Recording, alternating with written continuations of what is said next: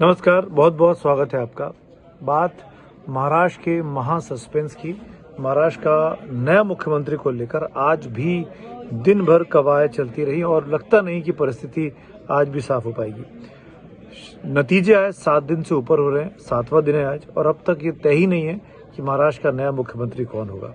जो वर्तमान में मुख्यमंत्री एकनाथ शिंदे वो पहले ही घोषणा कर चुके हैं कि भाई बीजेपी अपना नेता चुन ले, उनको कोई आपत्ति नहीं है और वो अपनी महायुति को, अपने गठबंधन को मजबूत करने का काम करेंगे, महाराष्ट्र की जनता की सेवा करेंगे।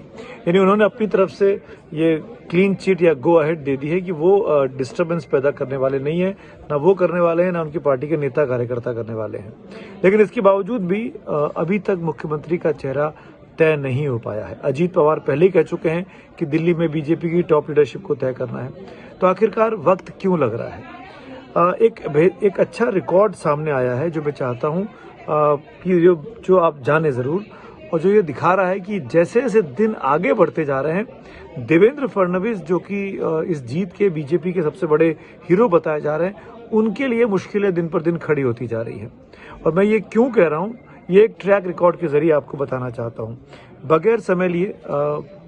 इसको आप ऐसे समझिए कि जब जब भारतीय जनता पार्टी के आलाकमान ने, टॉप लीडरशिप ने विधायकों के बीच से नेता चुनने में 72 घंटे से ज्यादा समय लिया है, तब एक आश्चर्यचकित करने वाला नाम सामने आया है, और कई बार तो वो बिल्कुल नया नाम सामने आया है।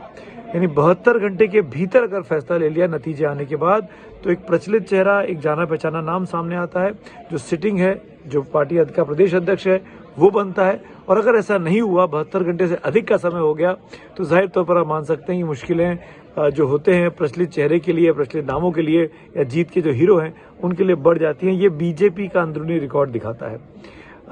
कुछ घटनाएं याद दिलाना चाहूंगा मैं आपको। शुरुआत करता हूं 2014 में, जब भारतीय जनता पार्टी की सरकार दिल्ली में चुनकर आई, उसके बाद महाराष्ट्र और हरियाणा के विधानसभा चुनाव हुए, और देवेंद्र फडणवीस को महाराष्ट्र में और हरियाणा में मनोहर लाल खट्टर को नेता चुना गया था।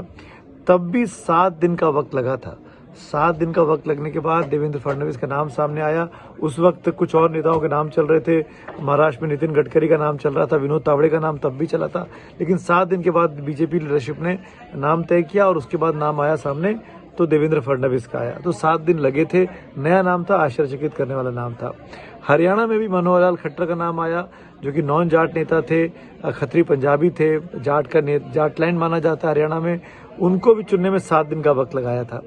उसके बाद 2017 में आई, जब योगी आदित्यनाथ को यूपी में कमान मिली पहली बार, तब मनोज सिन्हा का नाम चल रहा था, केशव प्रसाद मौर्य का नाम चल रहा था, राजनाथ सिंह का नाम भी चला कुछ जगहों पर। लेकिन योगी आदित्यनाथ का नाम तय हुआ। उस वक्त 9 दिन लग गए थे। रिजल्ट को आए 9वें दिन में जाके पता लगा था कि योगी आदित्यनाथ मुख्यमंत्री होंगे।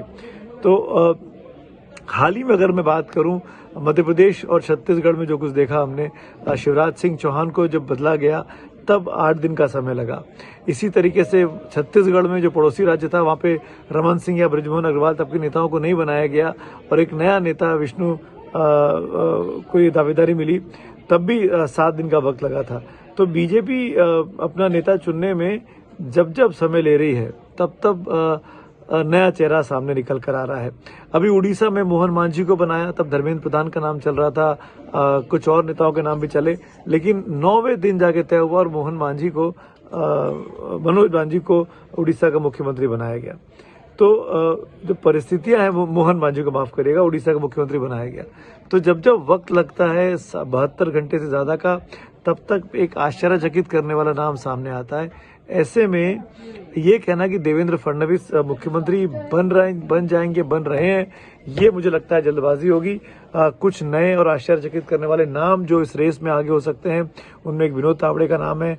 इसमें पार्टी के जो प्रदेश अध्यक्ष चंद्रशेखर बावनकुले, उनका नाम सामने आ रहा है, और आशीष शेलार का नाम हो सकता है। ये कुछ नाम चल रहे हैं जो, अगर देवेंद्र फडणवीस इस रेस में पीछे छूट रहे हैं, क्योंकि अब ये कहा जा रहा है कि बीजेपी ने विधायक दल की बैठक जो है वो 1 तारीख को बुलाई है। यानी नतीजे 23 नवंबर को आए थे, आज 7वां दिन है, 30 तारीख को 8वां दिन हो जाएगा, 1 तारीख को 9वां दिन हो जाएगा। अगर 9वें दिन पे तय होने वाला है, तो ये अच्छी न्यूज कम से कम देवेंद्र फडणवीस उनके समर्थकों के लिए फिलहाल नहीं दिखाई दे रही है।